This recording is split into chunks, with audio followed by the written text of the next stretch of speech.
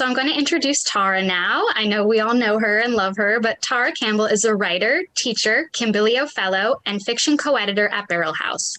She received her MFA from American University. Previous publication credits include SmokeLong Quarterly, Master's Review, Wigleaf, Jellyfish Review, Booth, Strange Horizons, and Craft Literary, among many others, as I know. In addition to tonight's book, she's also published the novel TreeVolution and 3 collections, Circe's Bicycle, Midnight at the Organporium, also with Aqueduct Press, and Political AF, a Rage collection. You can connect with her at www.taracampbell.com or on Twitter at taracampbell.com.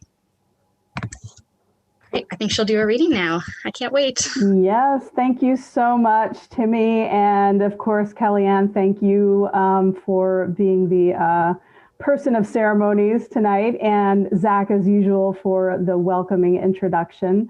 I do not actually have physical books yet. This is, of course, a small press pandemic world, so I am ready to go with my reading selection online. It's not like I'm going to be seeing anyone at a reading in person anytime soon, so this works just fine in our new digital age. I thought I'd read one story, Spencer. And after the story, I have a little visual aid to show, to accompany the story, but I will go ahead and read first and let you use your imagination to visualize. And then afterwards, you'll see sort of how close you are to the actual object that this was inspired by. So this is Spencer. She could have fixed me. It would have been simple enough. All this could have been avoided if she'd only made an effort. I didn't intend to take much. I only needed something small from her, something she would barely miss, something tiny but useful. She used to find me useful, not in the sense of being necessary, but she thought about me and took me with her more often than not. I used to make her smile. Yet now we find ourselves in this room, you, an officer of the law, and me, the problem that has landed in your office. She's told you that's what I am, a problem, which is not what I had intended to be. I really hadn't thought that far ahead. Although thinking now about thinking ahead, I realize how much went into choosing the right one. But I digress. I started with something small. A finger, a pointer finger. I thought about starting with the ring finger, which would have been meaningful, but not as useful, and I didn't want to be wasteful. I was merely trying to do this the best way I knew how. And yes, she did miss the finger, made quite a fuss over it actually, which was annoying considering how long she'd let my bones lie around in a drawer without ever doing anything with them. She never lifted a finger. I'm sorry, the more there is to me, the more levity I feel. The heavier I am, the lighter I am. Isn't that funny? I think it's funny. But no, of course, it's not so funny for you. You're the one who has to figure out how to help her now. If you look at it a certain way, it's not my fault. The parts were all there, and it wouldn't have cost her much time at all to fix me. And now her neglect has cost her everything. Almost everything. To be fair, she did mean to do something. She kept my bones and she intended to put me back together. All she needed was a little more string. But when you get right down to it, meant to and did are two different things. The difference is I actually did. I took her finger while she was sleeping and I hid it underneath my bones where she would never find it because she had long since stopped paying attention to me. When she woke up, she went to the doctor, really the last place she should have looked because of course the doctor didn't have it. All the doctor could do was ask what she'd done, what she'd eaten, where she'd traveled, everything but what she didn't do for me. Well, the doctor couldn't have known, and she learned to do without the finger pretty well, even as I found that having it on its own wasn't useful as I'd hoped. I needed a thumb, an opposing thumb. That's what makes all the difference, isn't it? What enables apes and men to accomplish more than all other beasts? 2 fingers opposed yet united for a greater good. Without them, it would have taken so much longer to stitch myself together. I took her thumb next, but my mistake was taking the thumb from her other hand. I thought it would be easier for her to get by with only 1 digit missing from each hand, but turns out the 2 I'd chosen were clumsy together. Not useful, not helpful, only full of problems. So I had to take the other thumb too, which wasn't easy. By then, she wasn't sleeping much at all. Yes, her boyfriend was helping keep watch then too, but that didn't work, did it? That never works, not when objects such as myself are concerned. Indeed, I still call myself an object sometimes. I refuse to forget my roots. I won't deny that I began life as a novelty ring, giggled over in a shop in New Orleans. I was once only a silver skull with faux ruby eyes and tiny silver bones strung into a circle with elasticized twine. One size fits all. I could have belonged to anyone, but I chose her. And she appreciated me properly for a while. She wore me to work, out for drinks with friends, on dates with promising men. I was a litmus test in a way. If they didn't like me, they weren't the right kind of man for her. And it worked. I worked. She met her current boyfriend under my glittering eye.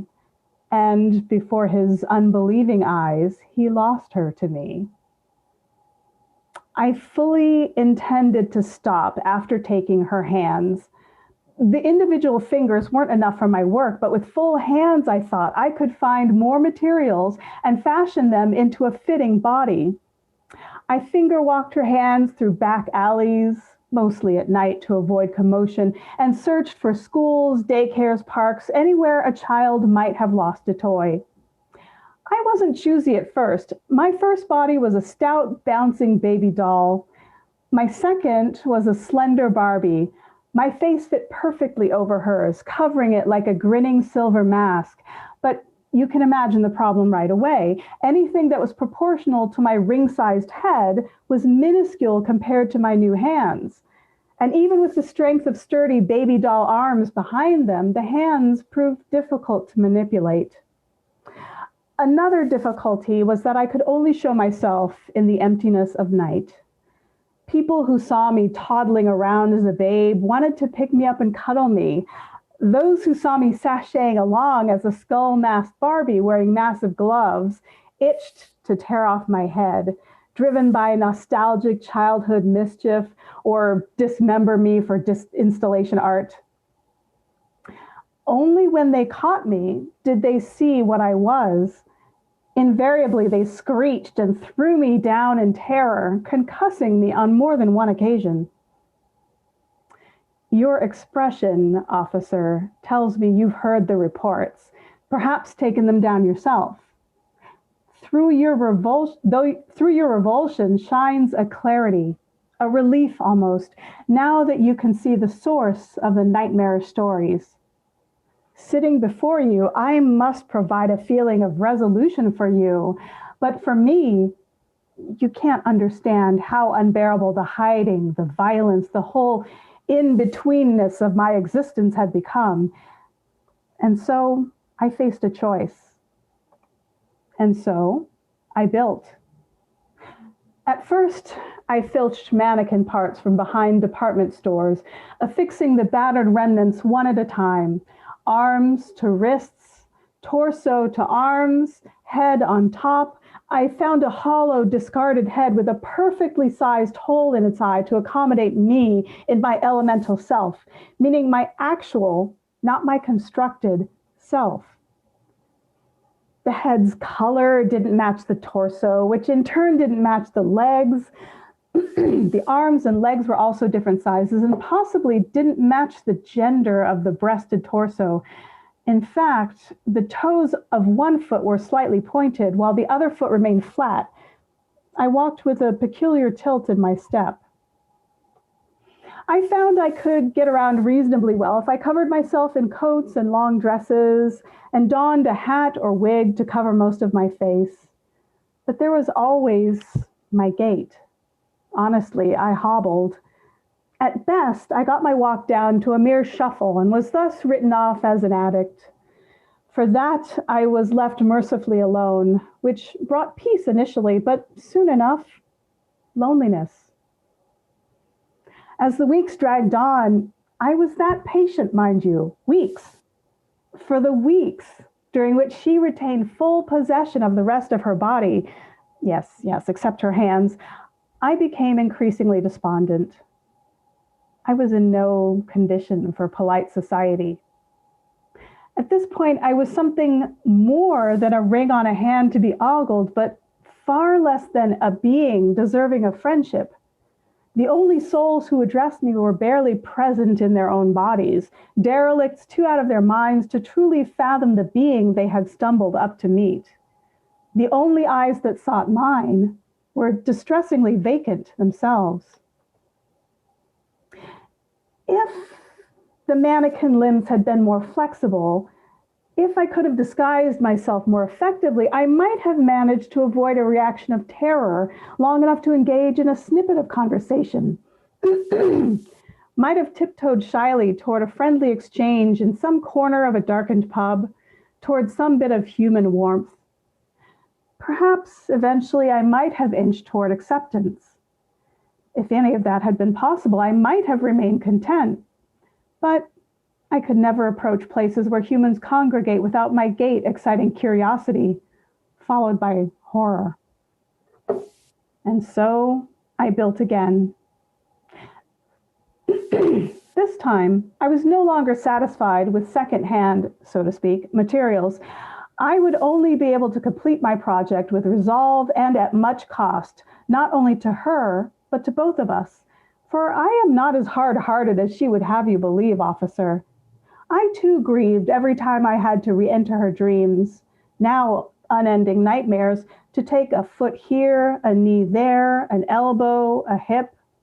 I tried to focus on joints, thinking it the least invasive way to get the flexibility I wanted from the mannequin appendages.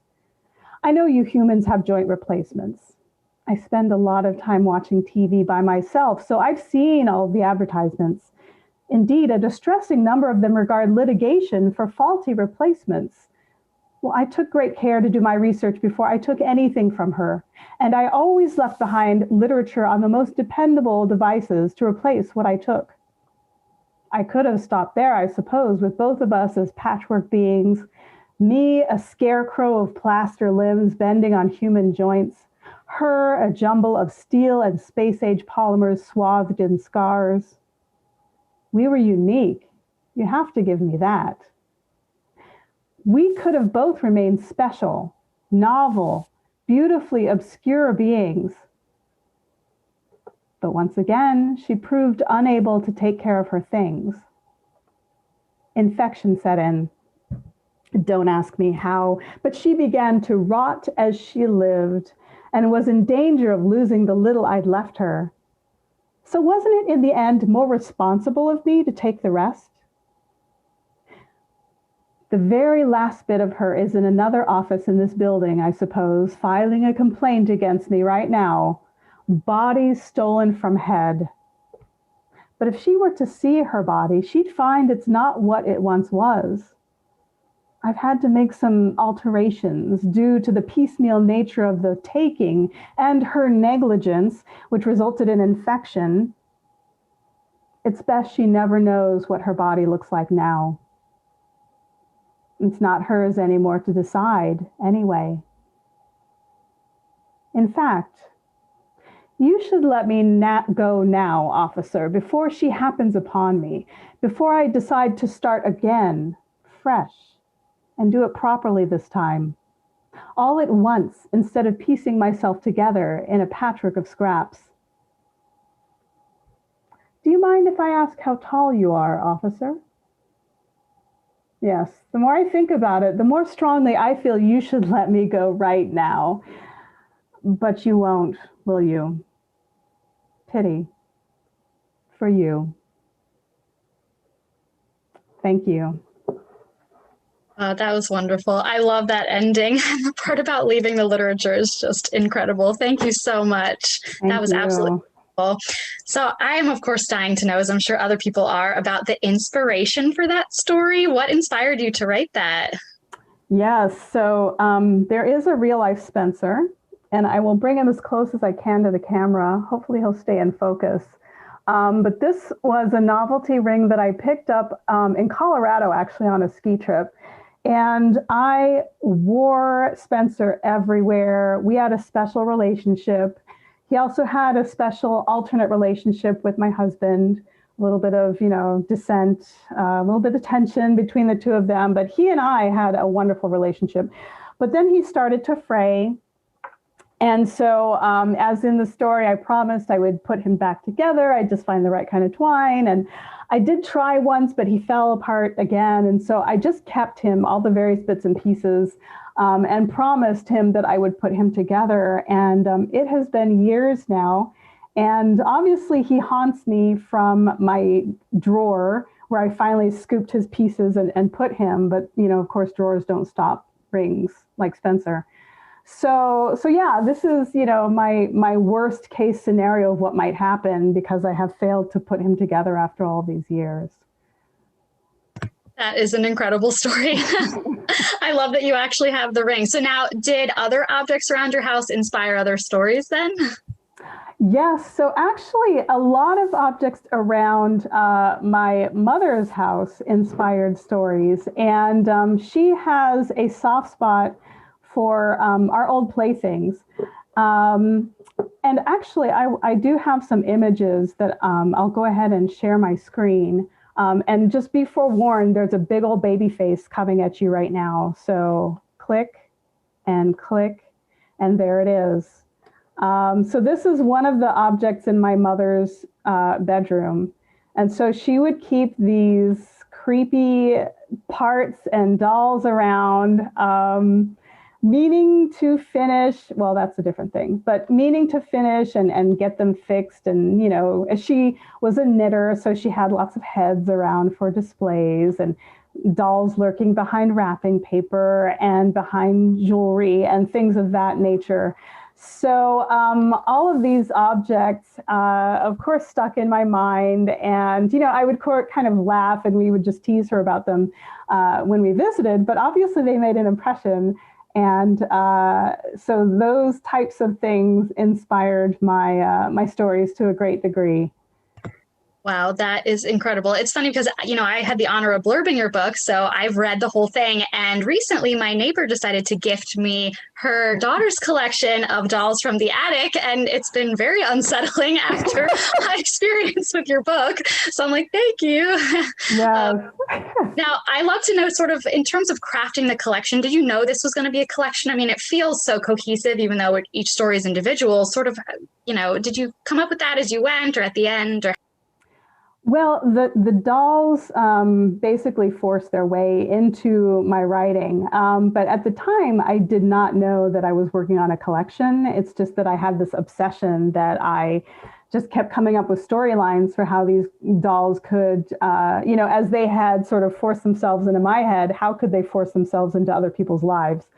And a lot of the collection was started at Barrelhouse Writer Camp, actually. Which, being at a camp with cabins at night can get atmospheric as well, and bonfires and so on and so forth. So, that might also have played into the sort of creepy direction of the collection. But there were times when I would, sit at breakfast and not know what I was going to write. But then by the time I walked a few steps to the river, I thought, okay, what doll is freaking me out the most today? And let me write a story about that one. So that's how it happened. And then as I wrote, I think because of a lot of the stories originated in similar conditions and inspirations, then they just fit together naturally as a collection. That's incredible because it feels like you absolutely intended for it to be one. So yeah, it has that feeling. That's amazing. Thank you. So there are a lot of images in the book. I know we've seen some of them already tonight. So can you talk a little bit about the creepy images between the stories? How did that come about? We'd love to know more about that. Yes. That idea actually came from Kath Willem, my editor at Aqueduct. I had sent her some of these pictures, the photos, as an inspiration for the cover because she does the cover design. So I said, this is kind of like where these things came from, just so she has some a place to start.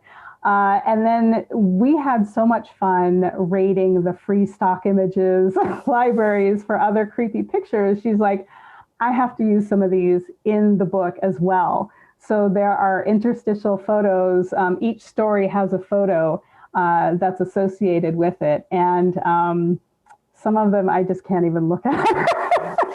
I had that experience when I was reading it. It's like, oh my goodness. And then there was just another one, but it has the effect, I think, that you were going for. Absolutely. If anyone else has questions, I'd love for you to put them in the chat. I'd love to find out more about Tara and her inspiration and any questions you have. I know that she's a wonderful person to talk to, willing to answer anything. So please do just put your questions in the chat. That would be great. Actually, one thing that does come up along the lines of the photos and the pictures, I actually don't think of myself as a horror writer, which is funny when, stories show up in a horror section of a magazine. I'm like, oh, yeah, I guess that could be scary to some folks. But I basically think about what would make me the most unsettled. What would intrigue me, or, what would I have to fix about this situation? So I'm not thinking in terms of scary. I'm thinking in terms of things that, make me unsettled and just sort of take me off my balance. When for example, you and I, Kelly Ann, were talking about some of the other ideas, beyond horror of this collection. And I was thinking about a theme that shows up in a lot of my work, whether it's directly or indirectly, is women's bodies and our bodily autonomy and the extent to which we do and don't have control over what happens inside our own bodies, depending on what society we're in.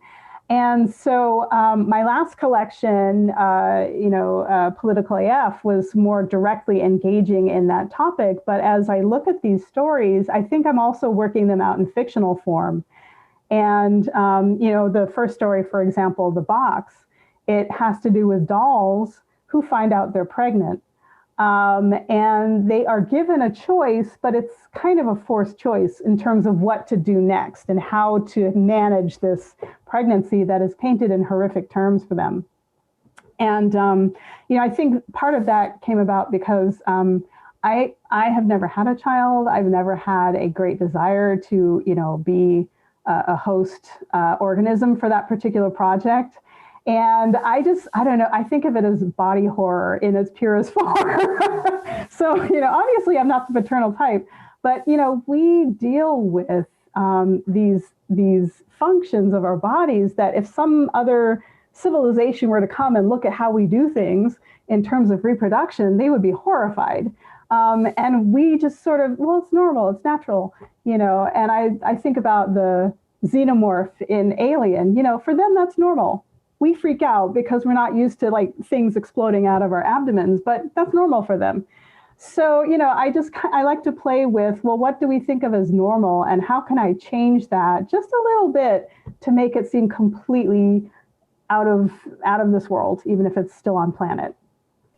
That is so true. I remember when I was in school, and I have two kids, and so someone's like, oh, it's so cute, you're pregnant. I want to see it move. I want to see it move. And I'm like, do you though? And during class, sure enough, there was the creepy alien Ripple. And I'm pretty sure she may never have children because I really don't think that's what she was expecting that to look like. It is very, very glorified in a way that is not realistic. I have been getting some questions privately and then some questions through the chat. So I want to start asking them because these are amazing. So I'm also wondering, do you think you're going to keep writing about dolls or other broken toys, or what is next for you? That's a great question. Yeah, I don't see myself doing dolls going forward. In fact, the last story of the collection was one, and it's unique to the collection, hasn't been published anywhere else. And I was concerned at that point that, how many more ways can I switch this up with dolls? And that last story is a little bit different because it's a male perspective. And I won't say too much about it, but I think that was the last story in the collection, and I think that was kind of my denouement with dolls for a while. Now, second to last, actually, I should say. But that was the last story that I wrote for the collection. And so I think I've kind of exhausted my store with dolls. What I'm doing now is, and I don't know if this will turn into a collection because that's how I write. I just write not knowing what's going to happen with this stuff. But I have gotten myself kind of out of a rut with a writing prompt. And it was just kind of a side note in a writer newsletter from Matt Bell. And he mentioned an idea from novelist Michael Moorcock about deliberate paradoxes. And he just gave this random example, like in the city of screaming statues, that's a paradox. You would never expect a statue to scream. And I'm like, that's my next thing. Okay, that's like, if I don't know what I'm going to write on the way up to the stream, just grab two words that do not belong together, a verb and an object, and see if you can figure out why this object is doing this verb it could never do in real life. So that has really helped jumpstart my writing. Even though my first book was a novel, I'm not really a novelist, and I don't know how I wrote a novel really. So I'm just kind of putting myself through these, tricks and giving myself these paradoxes that shouldn't work together, and seeing if I can make them work in some way. That's a really cool prompt. I wish we had enough time. We could just sit here and all write it. That's really amazing. That's a great prompt. Thank you. Yeah, I have my little slips of paper that I've been working through here, so all my verbs and all my That's all my incredible. objects, so. I usually just hit writer's block and just like cry for 2 weeks. So I think that your method is way better. I'm going to go with that next time. Very smart. So I'm really curious about this from John. He asked, how do you sort of go from I have an idea to I've written it and sort of, knowing that it's done, and what kind of hurdles it's, we've talked a little bit about writer's block, but what other hurdles did you come across and how did you overcome them?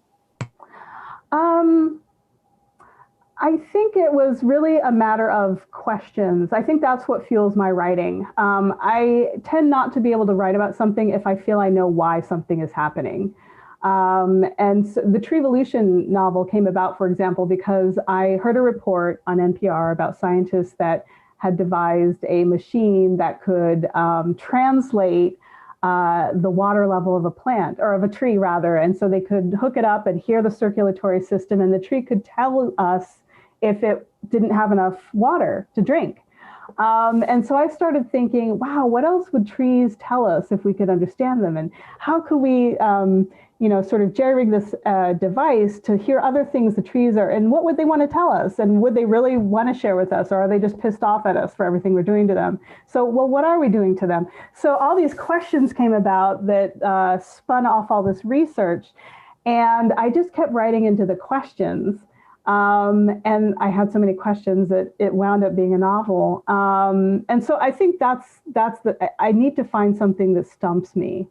It's the same thing for when I'm teaching. Until the gallery closed, well, even after the National Gallery closed, I was teaching as part of their writing salon program there. And so we would choose a work of art and use that for writing prompts. And I always wound up choosing works of art where I had no idea what the hell was going on in this painting.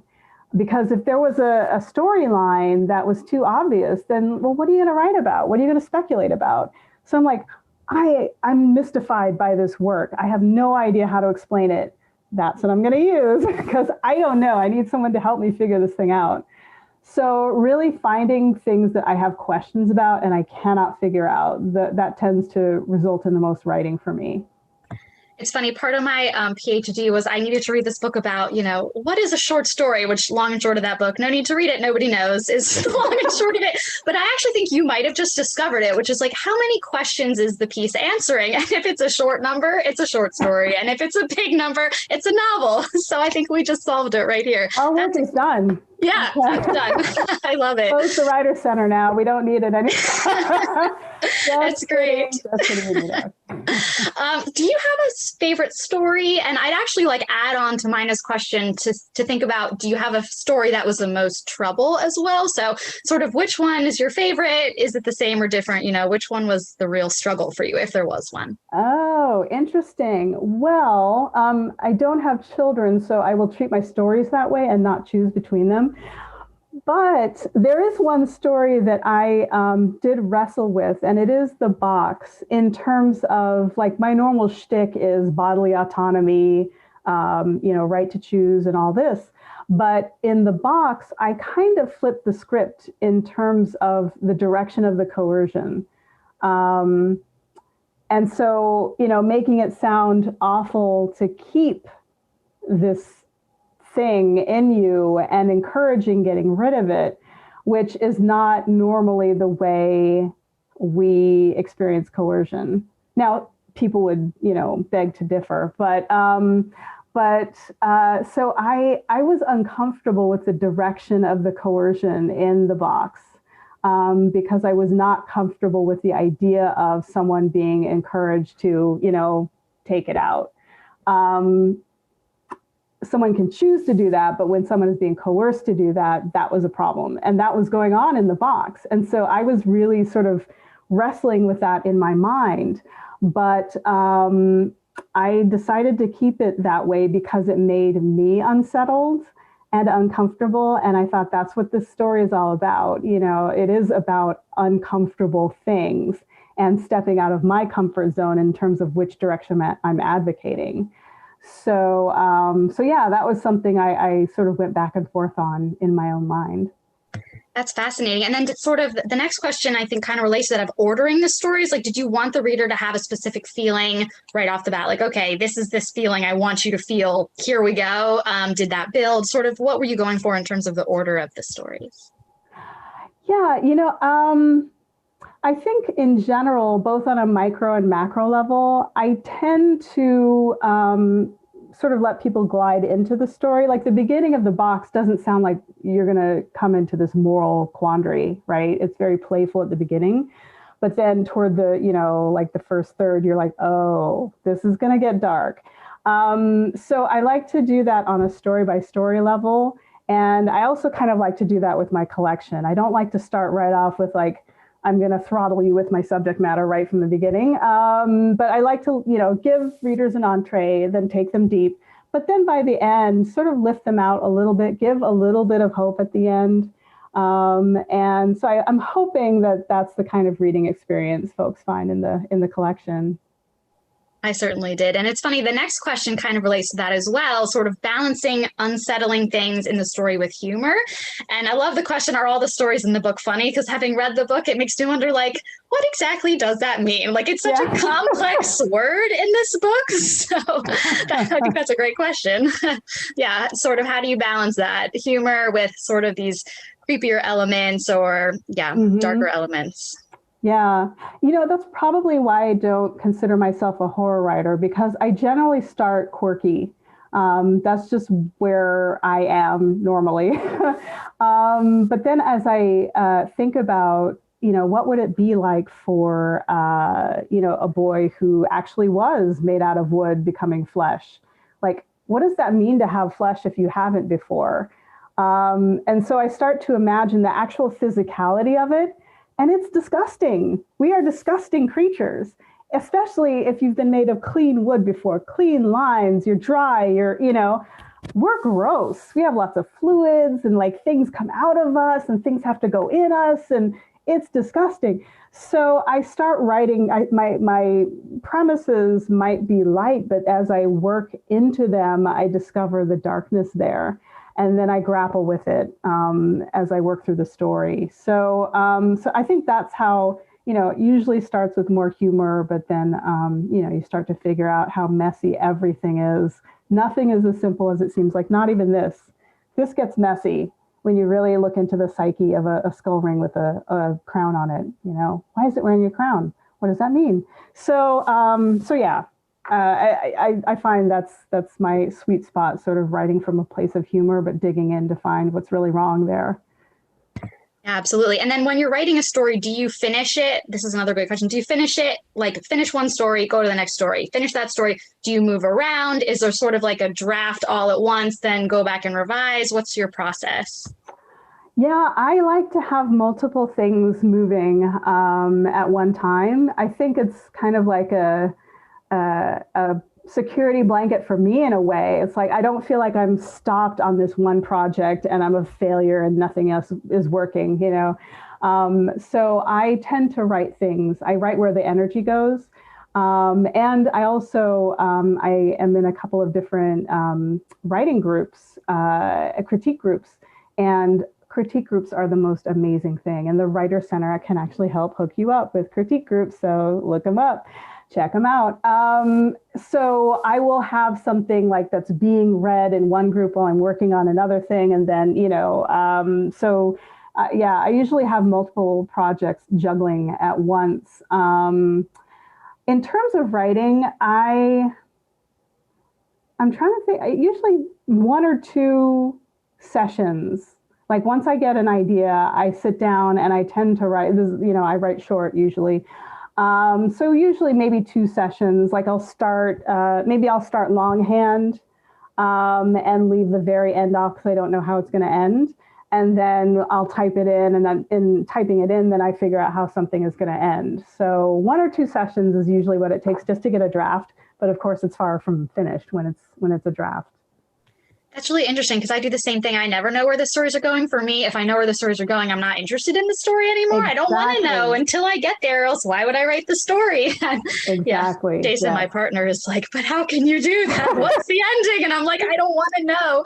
Yeah, but I mean, eventually, then you get frustrated if you get to that point and you can't think of the right ending. You know, you think of something that doesn't feel right or whatever. So I know that can be frustrating. But someone was asking about the images. So in terms of how many images are in the book, and for finding somewhere to publish it, you know, did that make it harder? I think it sounded like you kind of added them in later on. But yeah, if you would maybe just talk a little bit more about how many images are in the book, how did you decide on that number of images, and a little more about Yeah, so I must give all praise to my editor, Kath, for, you know, figuring all of that out. It was her idea to include images in the book.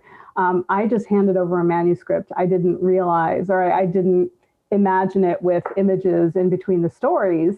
So she was the one who came up with that brilliant idea. And so there's basically sort of a beginning of the collection as a whole image.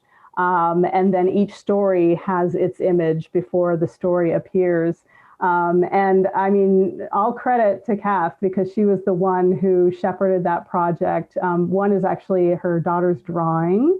So do check the book out to see that. I'll bet you can guess which one that is. And of course, we credited all of the artists in the book. But yeah, it became this huge part of the identity of the book. And it's something that I hadn't planned on at all. And I'm so glad that it did become part of the project. And I'm curious, do you feel like, because I know you found these images after writing the story, so they're obviously not like a literal pair up. It's not like having an illustrator come in and literally draw your character. So what do you feel like that kind of adds or changes about the book that they might be slightly different? Or is it like a feeling, you know, sort of a little more about that? Yeah, in a couple of cases, you know, the one that was drawn, there's a story about Marie Antoinette. So that one was drawn specifically for the story. But yeah, the rest were just, you know, I think there is a certain fascination with creepy dolls and, you know, haunted playrooms and things like this. So there's a certain archetypal nature to those images that everyone can tap into. And I think the reason that it was possible, even in the first place, is that there were so many images out there that captured that kind of terror of our playthings. So if it hadn't been as popular a fear, I don't know if that would have been part of the collection the way it is, but there's so much material out there. So yeah, it was actually fun to look through all of the various sources, and you know, Cass just did an amazing job at finding things. Not necessarily like this is literally the character in the story, but the vibe and the feel of the story. And I think this is one of those things that it was helpful to have someone else do that for me, because I probably wouldn't have tapped into the creepiness as much if I had been thinking about how these stories came about and sort of the quirkiness that engendered them. So it was really valuable to have both of us working on this. And another shout out for Aqueduct in particular and small presses in general, because there is room for that interplay between the author and the publisher, where you can have this kind of thing that, they'll take suggestions from you and they'll ask you what you think. And despite my impossible titles, Organporium, I mean, praise to you, Kelly Ann, for being able to pronounce that. I've never had a title changed with a small press. So yes, authors out there who are thinking about publication opportunities, do not sleep on the small presses because they're fabulous to work with. Yeah, I absolutely agree. I love just getting a say in sort of like covers, different artwork, like, what do you want it to be? And I'm like, all the bugs from Florida. And they're like, okay. Like, I don't think you typically have that much say. Yeah, I also agree. I love working with small presses, and you really feel like you're contributing to something you really believe in. So I love that. Absolutely. We have a question about beta readers. I know this can be hard sort of when you graduate and you're out of school to find people who can read your work. I know you talked about the Writers Center. Do you have any additional groups, or sort of what have you found is short work versus longer, easier or harder? Just a little more on beta readers. Yeah, absolutely. I think for a collection, it's a little bit easier because, you can workshop your stories in writers. Oh, is there a technical problem or anything? I think Kelly Ann was motioning, but let me know if you can hear me. Okay. So with collections, it's a little bit easier to find writers groups where you can workshop short stories. And, with novels, it's a bigger commitment, certainly. But when I first started writing, I was very fortunate to have friends who were writers. And so a friend invited me to join her group. But otherwise, I was also able to find writing groups through Meetup, incredibly. And so there are lots of opportunities out there. And I find that it's a matter of, for me, it was a matter of establishing a writing community, and not going in with an ask right away. So I was able to, just gather around a group of similarly minded writer friends. So when things did come up, I did have folks that I was able to call upon, because we had, been part of this network previously.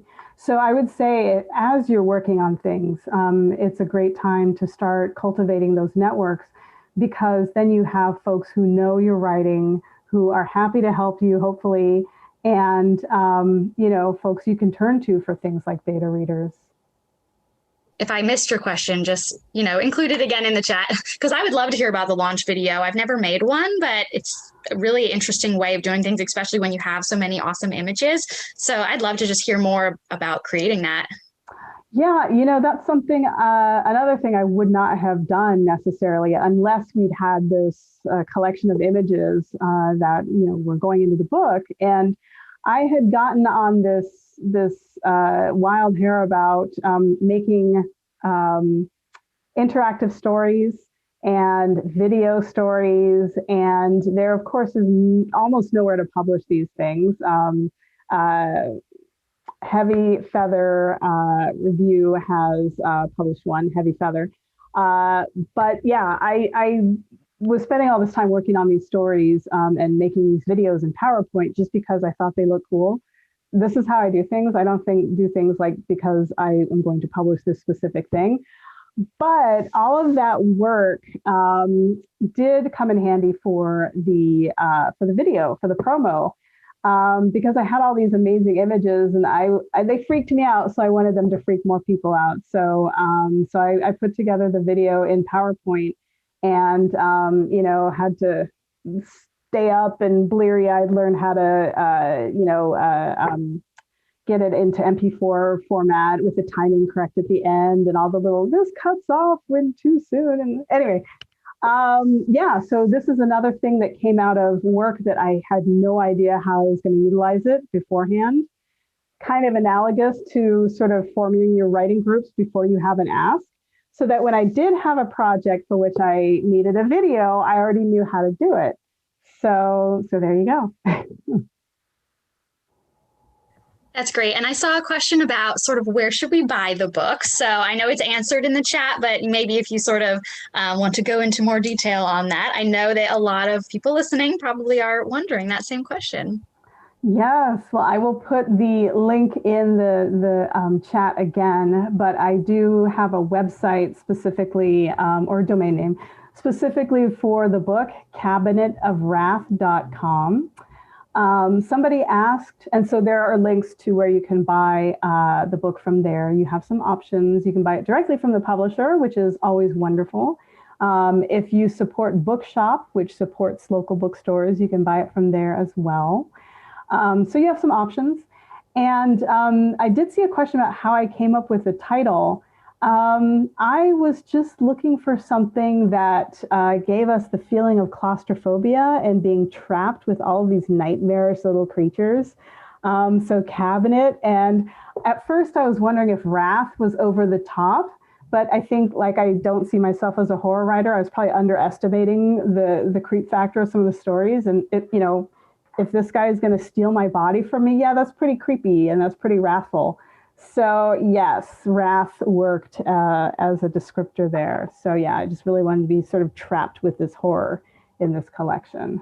I'm honestly afraid to go to that website because I feel like it's going to have a creepy image on it. I don't know what to expect from you, but I'm excited to go visit it. That's great. Someone was asking about the individual stories being published. Were any of them sort of published in magazines, or how do you go about, doing that in terms of, in particular, genre? Like, do you aim for genre? Do you aim for literary? A mix of both? I know it can be hard to sort of find that lane. I write in it too, and it can be difficult. So I'd love that as well. Yeah, so there are stories in the collection that have been previously published. I do want to support Aqueduct, so I won't say how many, but there are original stories in the collection as well. But with this genre in general, it is I've found it tricky to find publication opportunities because, especially when I started writing, it was either literary or science fiction or some far-flung fantasy with dragons and shit. And those were the options of places to send stuff. Now, though, I am finding that the flash fiction community is more open to speculative stuff and surreal elements popping up in stories. I think there is a lot more flexibility in terms of the material because with all the online publications that are popping up now, these are folks who wanted to do something different. They wanted to be more flexible in terms of the length and the type of material that they are publishing. So, when I teach and I have, students whose stories are close to ready, I will list some publication opportunities, but I always tell folks, raid my list of publications online for ideas. Go there and look at the names of the publications and, the kind of stuff that I write. So if you're writing something similar, use that as a resource and submit to those journals as well. So there are many more places now who accept, shorter works and even flash. Now I'm seeing more publications that are like, well, send up to 2,000 words. So even the word count is becoming more flexible now. So it's a good time to write short, weird stuff. Yeah, I agree. And it's easy to find places where they are specifically looking for whatever it is you're writing, like send short works under 500 words that are speculative literary. Great. I know exactly what you're looking for. Yep. So it is easier. Everything's online. So you can really easily just look up sort of what people are looking for. And that's great. I see a question here. So promoting a book during COVID, having had a book come out during COVID as well, I'd love to hear about this. Do you find things are different, sort of advice for promoting in general and during this time? I'd love to hear it as well. Yeah, I am definitely more the writer teacher than the book promoter. But for me, a lot of people feel like Twitter is just like a cesspool, and it can be. But I think I'm very lucky in that my Twitter sphere is very supportive and helpful and just wonderful. So I do a lot of, promoting through Twitter and Facebook. Instagram worked for this particular book because it is visual. But I'm really, mostly online, and I've been very fortunate to get some nice reviews. Aqueduct has been great in terms of getting my book out for reviews, so I'm finding that those are helpful as well. But yeah, my salesperson hat is kind of in a dusty closet somewhere. So I just kind of rely on my friendly networks. And I think teaching has been a way for me to expand my networks, like kind of unexpectedly, because I went into teaching because I enjoyed it. But it turns out it can have that sort of Machiavellian element to it of, here's more people who might be interested in my stories too, So even though I didn't go into it for that, it has turned out to be another sort of network expanding, just a bonus of being able to teach. I would love to be in your class. I would totally take that class. That would be absolutely wonderful. I know we're about at time, but I do see one more question. So do you think we have time to answer this last question before we go? It's about, interesting. Do you have any thoughts about using Wattpad or vocal challenges for writers, good or bad platforms? And sort of, are they helpful or not? Which is interesting. Yeah. That's something I've kind of looked at every once in a while, but for me, I don't know that it is the right thing for me, because I'm the kind of writer who, like a dragon, I want to hoard my writing until it's been through one or two critique groups.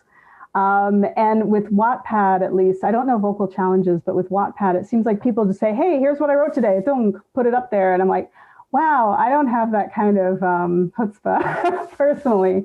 So, from what I read, it has been great for certain communities, the YA community, LGBTQ community. So, that is wonderful if you're comfortable putting your work out there like that. It seems to be very fast paced. So for me personally, I don't see myself on there, but I'm glad people are finding their way to whatever platforms feel best for them. Yeah, absolutely. I am definitely not brave enough to do that either. I've put one on Wattpad, but only after it was done. Because if I got comments along the way, I would just veer off course. I'd give up. It'd be really hard. But I do think people on there are very brave. And it can be nice if people are doing spin-off things that they wouldn't necessarily be able to publish because they're using Harry Potter or whatever. Right. Yeah, it can be a nice way of sort of retelling those classic tales for, your group or whatever. I've seen some really good queer fiction on there. So that is cool. But yeah, these have been great questions. Thank you so much, everyone, for all of these questions. I can't believe how many really intricate, wonderful questions we've gotten. So thank you. Thank you so much, Tara. Your book is absolutely incredible. We're all so excited for you. Thank you to the Writing Center. Thank you everyone for being here.